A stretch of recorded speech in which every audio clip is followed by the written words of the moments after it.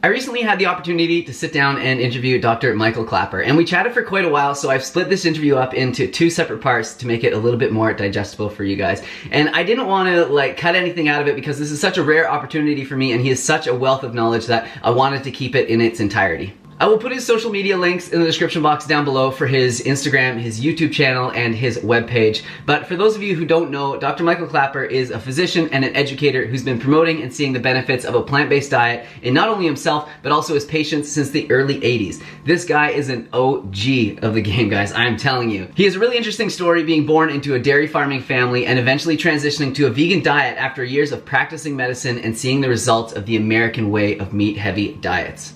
He is currently traveling to medical schools and hosting talks for students on the importance of nutrition, since it is still barely touched on in traditional medical schooling. So he recently started a YouTube channel and he's got a ton of great content on there already, but as with any young YouTube channel, it is hard for it to grow. So as a favor for me, I would love for you guys to go over there and subscribe to his channel to help it grow, to help get his message out there, because he did us this favor on giving me his time so that I could interview him.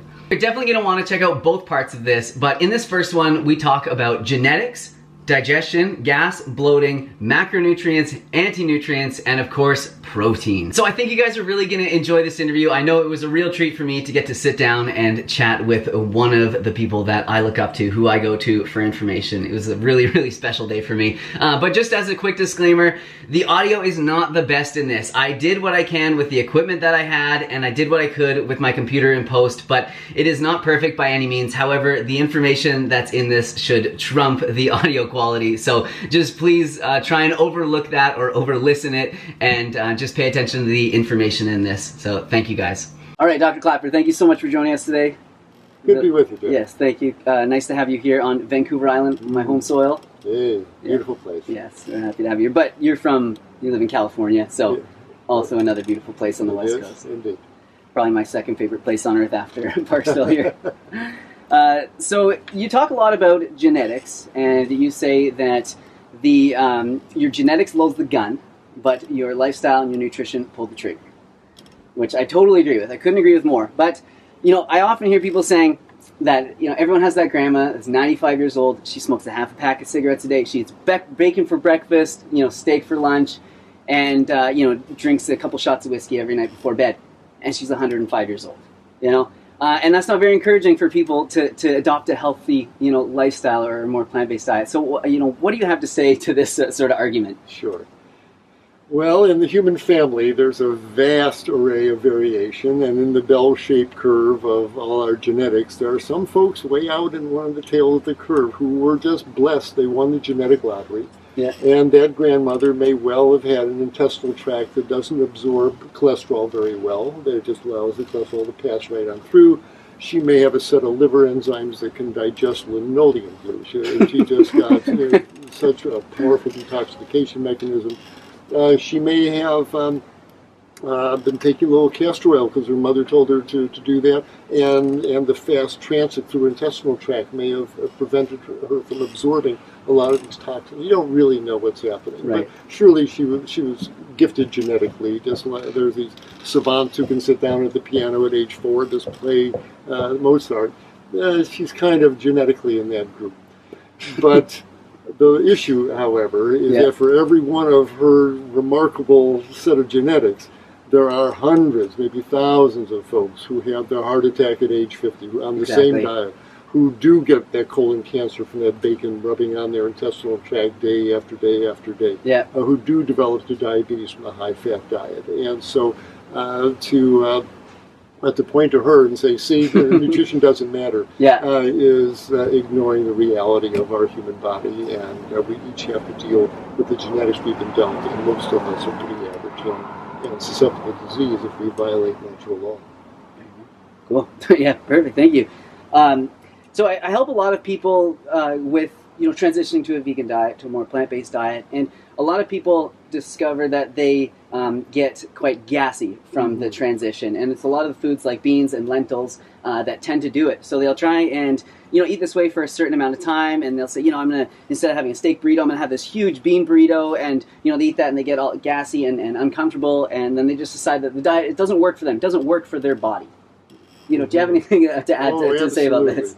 And Derek, it's a huge question, and in there, you touched upon a number of facets that we do have to take a little time to dissect, because what you say is true, and I've certainly run into those patients who just say, I can't do it, I can't digest this food, it doesn't work for me, it gives me gas. Yeah. Well, we got to take a step back here, and you mentioned a couple of issues here. What really causes the gas? First of all, let's realize that gas is a normal, natural situation. If I may be so blunt in front of your audience, everybody farts. I mean, all animals do it, all mammals do it. About 20 to 25 times a day, we all pass gas. And it happens a lot when we're sleeping, when we're horizontal. So it's not a state of disease. And so people should just understand that as part of having a tubular digestive system where chemistry is happening. But very importantly, where does the gas that is passed come from? Mm-hmm. Well, a significant amount of it, 40, 60, 80%, is swallowed air. What does that mean? Well, there's air in the food. On a forkful of rice, there's air between the grains of rice. Yeah. In a floret of broccoli, there's air down the floret of broccoli. In a forkful of salad, there's air between the leaves of lettuce. And when we put the food in our mouth and we chew it up and swallow it, if there's a lot of air in the food, we're going to swallow that air. Right. And once that air is in our stomach, it's going to go one of two places. It's going to go up or it's going to go down. Yeah. You either release it discreetly from above, yeah. And I'm a big fan of quiet belches after dinner. But if you don't release it from above, it's going to go through your intestinal tract and cause flatulence. So, how do we avoid swallowing so much air? We've often talked how important it is to chew our food really well, break down those cell walls so we can absorb the nutrients in these plant foods. But one advantage of chewing your food well is that it forces the air out of the food. And so by chewing that food to a cream, you're going to swallow a lot less air. But that's really the opposite way most people eat. We're in a big hurry. We got that meeting. We got to catch a plane. Two chews, boom, down it goes, and all the air goes down there. And we wind up passing a lot of gas and blaming the beans, but it wasn't the beans, it was the air swallowing from eating too fast. So I tell people, if you're going to eat some salad, put a forkful of salad in your mouth, put the bloody fork down, make salad puree in your mouth, take the extra 5 or 10 seconds to chew that food to a cream, and you're going to swallow a lot less air as well as get more nutrition out of the food. So eating too fast and not chewing well enough is one major factor. Chew your food. Your mother was right. Chew your food. Listen to her finally. But seriously, it's a major factor in the gas issue. But a significant amount of gas is created when the microbes in our gut ferment the sugars on the surface, especially of legumes, of beans, peas, chickpeas, and lentils. There's a group of sugars called hemicellulose, and the microbes can ferment that into gas. So how do you get rid of that? There are several tricks for doing this. First of all, easy does it. If you're just transitioning to a plant-based diet, the microbes you have in your gut are the ones left over from your omnivore diet. And they're really good gas producers. And it may take you weeks, months for your microbes to adjust to your plant-based diet. And for that reason, and you said it so beautifully, people, they're so afraid of not getting enough protein that when they're not going to eat that steak, well, I better have a big bowl of bean chili and a big bean burrito. And they wolf that down, and it just overwhelms the microbes in their gut.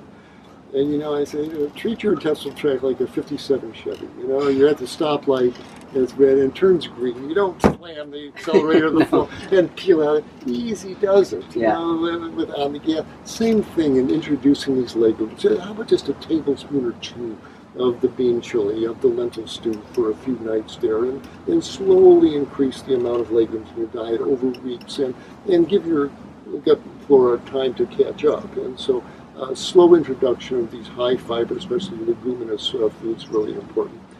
And cooking those legumes, really important. A lot of the hemicellulose and lectins, things like that, will all dissipate as you cook the beans and you cook the lentils.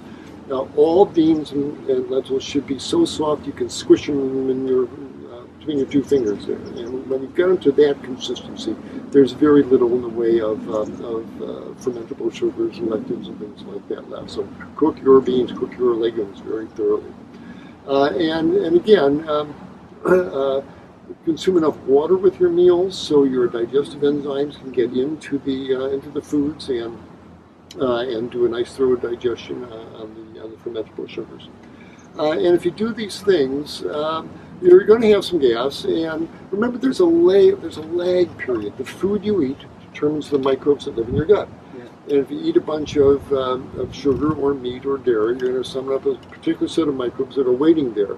Then when that legume sugar, hemisoil, comes down, the ones that you set up from your diet a week or two before may say, oh, go to town and create gas, and you'll blame the beans from that meal. Right. But really, it's a leftover. The body is a dynamic mechanism that adjusts slowly sometimes.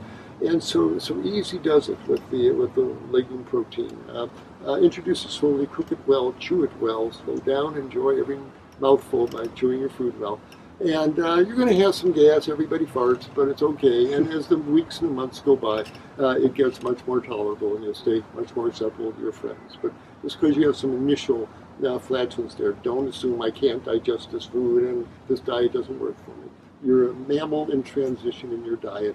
Cut yourself lots of slack and time for that, and things will settle down in due course of time. Perfect. Yeah, it's a great answer. I think there was a time that my digestion was not great when I was eating plant-based, and it wasn't early on in my journey either. It happened sort of all of a sudden, and I didn't know what it was. We were kind of trying to scramble to figure out what it was, and I did like a parasite cleanse and all this stuff. I've told this story on my channel before, but we figured out that I was trying to build muscle, so I was just cramming in a ton of food. I was working and I was going to school at the same time, so I was always on the move when I was eating. And I only have, I'd half an hour in between classes or a half hour off the work floor to eat. So here I am just trying to eat as much as I can this amount of time, not thinking about what I'm doing, swallowing as fast as I can. And man, I didn't know what was wrong. I turned to parasites. I had no idea what the heck it was going on. And then, started slowing down, relaxing, enjoying my food. I changed my lifestyle up a little bit. It was actually once I got out of school and started working a different job. But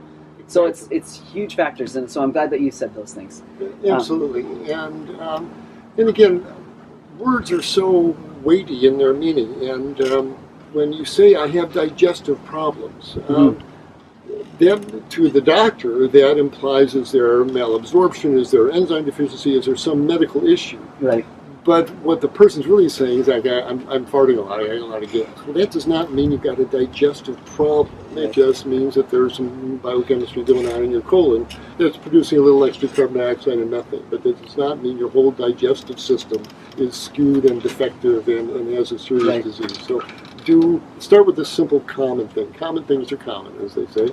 And you did that. You started with the basics of my lifestyle and how I'm eating. And that's really where the answer lies. Yeah. And good for you for coming to that. Yeah, it took a couple rounds of parasite cleanses to figure it out. Yeah, really. Don't know what damage I did in the meantime. So you mentioned the lectins and, on the beans, which are known as anti-nutrients, and the anti-nutrients seem to have a lot of buzz around them these days. A lot of people are quite scared of them. They think that this is something that we should be totally avoiding. However, it's often accompanied, in some of the most healthful foods that we know of: beans, nuts, seeds, lentils, those sorts of things. So, are anti-nutrients are something that we should be worried about? I really don't think so. The anti-nutrient rubric covers a vast number of molecules. Everything from lectins to phytic acid to too much sulfate in the foods, etc. The reality is, the body's been around a long time, and we have basically the same digestive system that our gorilla and bonobo cousins have, and they're up in the trees today eating leaves and fruit, and they're doing just fine. And our body is very, very adaptable. And if you're eating whole plant foods that have been properly prepared, cooked with beans, etc., etc., and you're constantly varying your food. Some, as far as your greens, some they'll have kale, some they'll have broccoli, some they'll have chard, some they'll have spinach. The amount of, quote, anti-nutrients, it stays very small, and it's constantly varying. It's mixing in with other foods. And I can't say I've really seen anyone in 47 years of medical practice where I've put a diagnosis of nutrient deficiency due to anti-nutrient ingestion. It really doesn't happen. Eat whole plant foods, chew them well, drink enough water, take a walk every day, and smile a lot. And the anti-nutrients generally take care of themselves. It's not really people sort of books off of it. but in the real world, your body knows how to handle it. And supplements. And supplements, absolutely. Yeah, I couldn't agree more.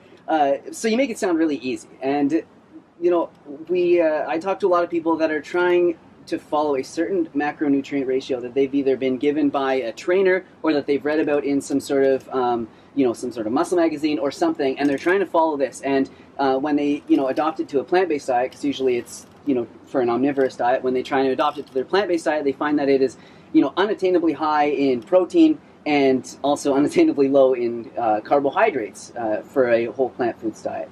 So what is your thought about this sort of macro counting and following this macro ratio, or a certain macro ratio? I think it's macro foolishness and macro waste of time. Seriously, in all these decades of practice, I've never had a gorilla in the office saying, "Doc, I don't know how to balance my protein intake versus my carbohydrate." Right. They eat whole plant foods on a daily basis, and if you are consuming enough calories to maintain your weight, yep, in whole plant foods, you're eating 2,000, 2,500 calories in whole plant food, you are going to get 50, 60, 70 grams of high-grade protein in that food. You can't avoid it. Mm-hmm. And that's more than enough. Ask any gorilla, ask any buffalo, ask any hippopotamus, that the nutrients are in the whole plant foods.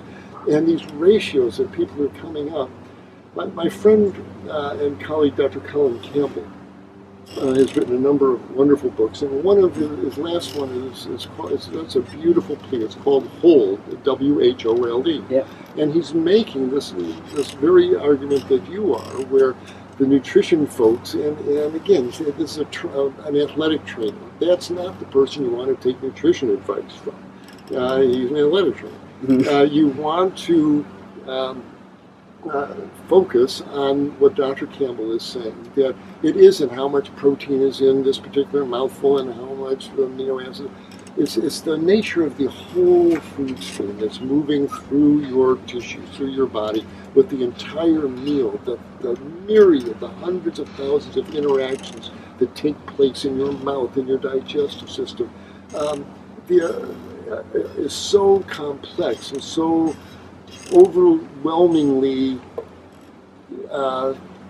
complete in its wisdom, if you will. Your body, when you eat that bean burrito, the thousands of enzymes that get geared up, the microbes that get activated, the digestive juices that come in, get your body knows how to sequentially dismantle those beans and all the nutrients in there. It doesn't care about the ratio of how much amino acids in there. Mm-hmm. It's all going to get mixed together in the food stream that your intestine will take from what it needs. And it's much ado about nothing, literally. And it takes the fun out of eating. It makes eating an anxiety-producing event. What's the ratio of my protein to carbohydrate? Yeah. No animal thinks that. And Whole Foods eating a diet of Whole Foods lifts that off of your head. You don't have to worry about that. Eat a calorie-sufficient diet made of whole foods, vegetables, grains, legumes, nuts, seeds, etc., and everything else will take care of itself. You really don't need to worry about all these factitious concerns that have been generated unnecessarily. Eat whole foods and you'll be fine. You'll do well. Perfect. All right, thank you all so much for checking out part 1. Definitely stay tuned to part 2, where we talk about vitamin K2, bone density, raw vegan diets, high-fat diets, low-fat diets, the ketogenic diet, omega-3s, fasting, high-protein bean pasta, and so much more. So definitely stay tuned if you're interested in those topics. And don't forget to check out Dr. Michael Klapper's YouTube channel, which is in the description box down below. Like this video if you liked it. Let me know your thoughts in the comments section down below, and I'll see you guys soon with part 2 and another video.